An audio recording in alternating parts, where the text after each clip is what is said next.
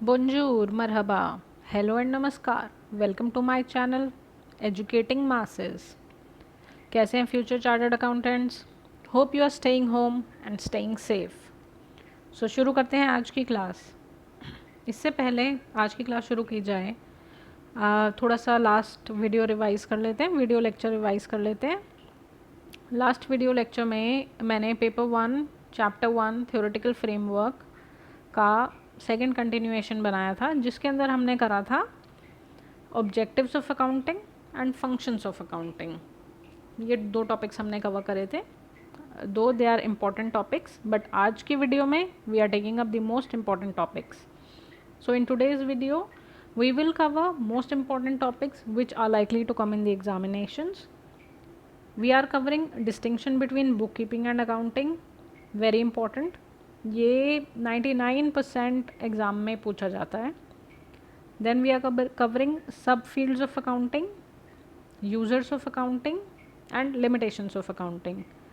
So I think ये 3 या 4 video lectures जो मैंने अपलोड करे हैं चैप्टर 1 के, इसमें पूरा chapter 1 for CA foundation complete है. इसके अलावा आई डोंट थिंक आपको कुछ और मगअप करने की या समझने की ज़रूरत है. This is the main important things which you need to know for chapter 1. So we have covered all the important things of chapter 1 theoretical framework. और अगर इसके अलावा आपके पास कोई queries हैं, please use the comment section below. I would be happy to reply. So शुरू करते हैं आज का lecture. Chartered Accountancy, CA Foundation, a gateway of opportunities with me, CA Neha Kajla. तो शुरू करते हैं. Paper 1 principle and practice of accounting, chapter 1 theoretical framework. इससे पहले वाली वीडियो का लिंक डिस्क्रिप्शन बॉक्स में है. If you need to go around that, please do that. So let's begin the lecture of today. So distinction between book keeping and accounting. There is a difference between book keeping and accounting. Book keeping is खाता रखना and accounting is accounting. Proper recording transactions with the use of business language, preparing financial statements which are used in the managerial decision making so that the financial position of the business is ascertained, is accounting. And bookkeeping is recording of transaction. It is a basis of accounting. Because basis of accounting से हम समझ सकते हैं कि अगर book keeping ही नहीं होगी तो हम समराइज़ कैसे करेंगे रिकॉर्डेड ट्रांजैक्शंस को. अगर ट्रांजैक्शन ही रिकॉर्ड नहीं होंगे तो अकाउंटिंग हो ही नहीं सकती. तो book keeping is the basis for accounting. Then book keeping में फाइनेंशियल स्टेटमेंट्स प्रिपेयर नहीं होती हैं, जबकि अकाउंटिंग में फाइनेंशियल स्टेटमेंट्स प्रिपेयर होती हैं बुक कीपिंग की मदद से. Book keeping managerial decision making में हेल्पफुल नहीं होती, जबकि जो आज की अकाउंटिंग है या जो पहले की अकाउंटिंग थी उसको ध्यान में रखते हुए ही मैनेजमेंट डिसीजंस लेती है और आगे भी लेती रहेगी. In book keeping financial position of a business can not be ascertained. Book keeping से हम ये नहीं बता सकते कि कितने एसेट्स हैं, कितनी लाइबिलिटीज़ हैं, कितनी कंटिजेंट लाइबिलिटीज़ हैं बिजनेस की, बट ये सब चीज़ें हम अकाउंटिंग से बता सकते हैं. बुक कीपिंग के कोई सब फील्ड्स नहीं होते. सब फील्ड्स हम नेक्स्ट स्लाइड्स में डिटेल में करेंगे, बट अकाउंटिंग के सब फील्ड्स हैं. फॉर एग्जांपल कॉस्ट अकाउंटिंग है, मैनेजरियल अकाउंटिंग है, फाइनेंशियल अकाउंटिंग है and so on. Hope distinction between book keeping and accounting is clear. एक बार दोबारा बोल देती हूँ. बुक कीपिंग में ट्रांजैक्शंस रिकॉर्ड होते हैं, इसकी वजह से अकाउंटिंग होती है. थर्डली फाइनेंशियल स्टेटमेंट्स इसका पार्ट नहीं है. फोर्थ मैनेजमेंट डिसीजंस में ये काम नहीं आती. फिफ्थ इसका कोई सब फील्ड नहीं है. Sixth financial position of a business ये असर्टेन या बता नहीं सकती. Whereas accounting is summarised recorded transaction. Book keeping के जो ट्रांजैक्शंस रिकॉर्ड होते हैं उसको समराइज करते हैं, तो अकाउंटिंग का बेसिस शुरू होता है. बिजनेस लैंग्वेज यूज़ होती है, फाइनेंशियल स्टेटमेंट्स प्रिपेयर करते हैं, अकाउंटिंग में। नेक्स्ट हम करते हैं जो रिकॉर्ड्स हम बनाते हैं अकाउंटिंग में उसके ऊपर मैनेजमेंट डिसीजंस रिलाई करते हैं। Financial position of the business हम पता लगा सकते हैं और इसके काफ़ी सारे सब फील्ड्स हैं जो हम आगे पढ़ेंगे।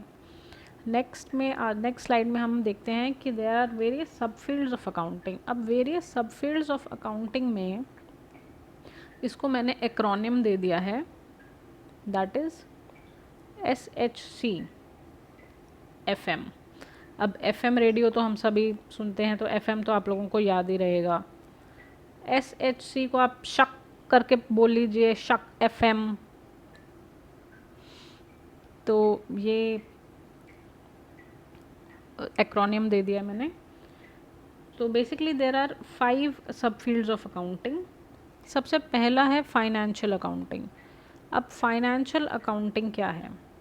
Financial accounting it is the preparation and interpretation of financial statement. जो फाइनेंशियल स्टेटमेंट्स हम बनाते हैं, फाइनेंशियल स्टेटमेंट्स क्या हैं प्लीज़ मुझे कमेंट सेक्शन में लिख के बताइए। फाइनेंशियल स्टेटमेंट्स, फिर मैं बताऊंगी क्या होती हैं फाइनेंशियल स्टेटमेंट्स। फाइनेंशियल स्टेटमेंट्स जो हम बनाते हैं और उसको बनाने के बाद जो हम कम्युनिकेट करते हैं उसका रिजल्ट एंड यूज़र को, दैट इज़ फाइनेंशियल अकाउंटिंग। और इसके अंदर historical, it is historical in nature. Final step is preparation of profit and loss account and balance sheet. It gives a final result in form of net profit earned and the financial position of the company. Clear? Next है management accounting.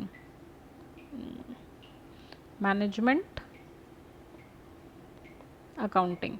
अब management accounting is an accounting which is required for the internal business purposes. It is internal reporting of business. Helps in discharging functions such as planning, controlling, decision making, etc. The various manner in which information is grouped and reported are prepared for completing the functions called managerial accounting. Next, cost accounting. Cost accounting का proper एक पूरा subject है। आगे की IPCC, CA intermediate जो कह लीजिए, CA final, उसके अंदर भी पूरा एक सब्जेक्ट है कॉस्ट अकाउंटिंग का। 100 नंबर का पेपर होता है and it is quite tough. तो नेक्स्ट कॉस्ट अकाउंटिंग क्या है? Cost accounting it is a part of managerial accounting. जो ऊपर मैनेजरियल अकाउंटिंग है उसका पार्ट है ये।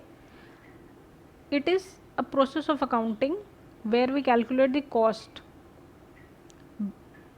Here we record the cost begins with the recording income and expenses and manner in their calculation and ends with the preparation of periodical statement and report for ascertaining cost. Basically it is management of cost. Social responsibility accounting, this is a new aspect, and human resource accounting is also an additionally new subfield of accounting. So social responsibility accounting, it is an accounting of social cost incurred and social benefit created. For example, अगर कोई company environment hazards फैला रही है तो it is a social cost. The environment, nearby environment is paying a cost for it. And social benefits, अगर वो employment दे रही है तो it is a social benefit. Clear? Then the latest subfield is human resource accounting. अब human resource accounting, exactly human resource जो सुनते ही आता है, it helps in identifying, quantifying and report investments made by company in human resource. अब human resource accounting में हम लोग क्या करते हैं? आइडेंटिफाई करते हैं, क्वान्टिफाई करते हैं और फिर उसको रिपोर्ट करते हैं कि एक कंपनी ने कितने पैसे खर्चे लोगों को एम्प्लॉय या रिक्रूट करने के लिए। Clear? So all the 5 subfields of accounting are clear. SHEC FM is the acronym. Next देख लेते हैं।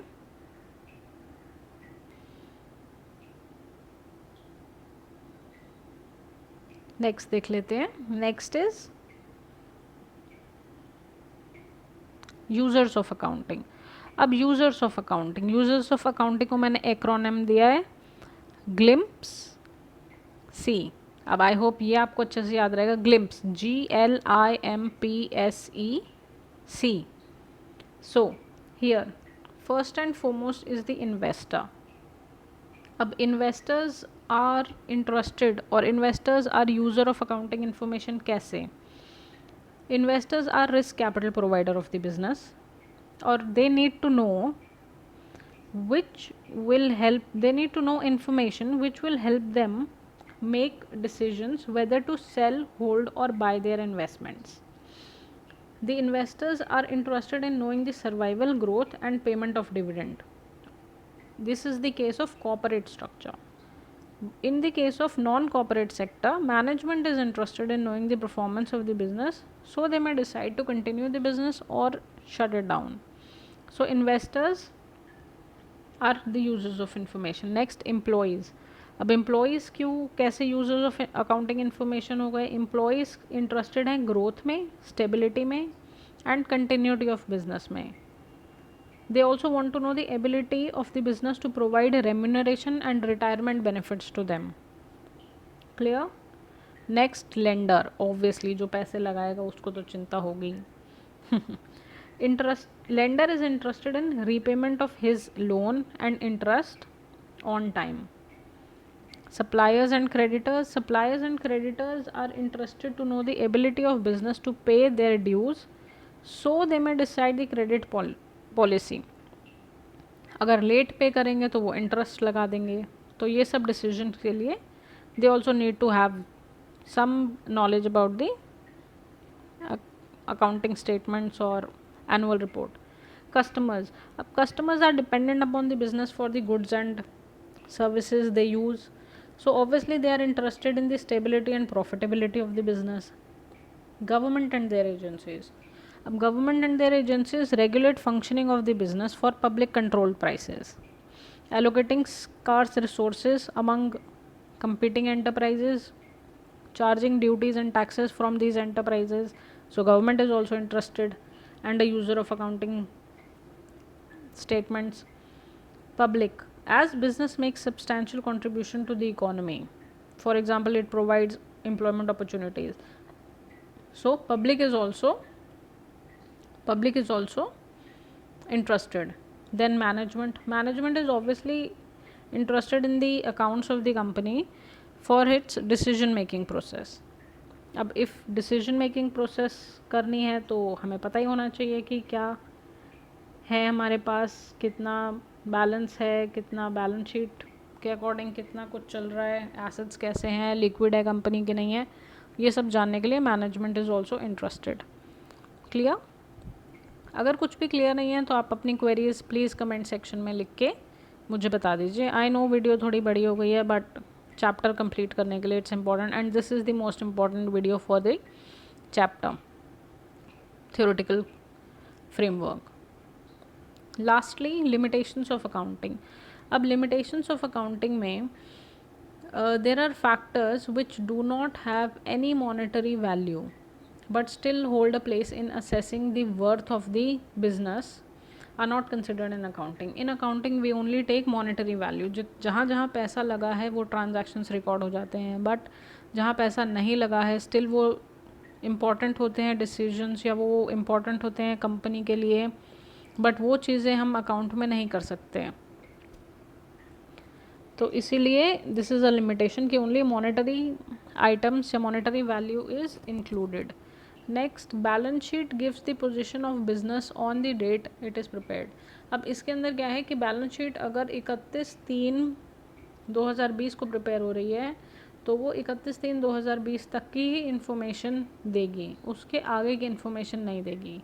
अब उसके आगे की information till the signing off the annual report जो ऑडिटर करता है. तो यहाँ पे ऑडिटर का एक बहुत ही महत्वपूर्ण रोल है कि वो इन्फॉर्मेशन डिस्क्लोज करे एनुअल रिपोर्ट में बैलेंस शीट डेट से लेकर साइनिंग डेट तक की. सपोज बैलेंस शीट साइन हो रही है 31 अगस्त 2020 को और बैलेंस शीट बनी थी 31 मार्च 2020 को और साइन हो रही है 31 अगस्त 2020 को. पहले मैंने 30 बोल दिया, सॉरी 20 को.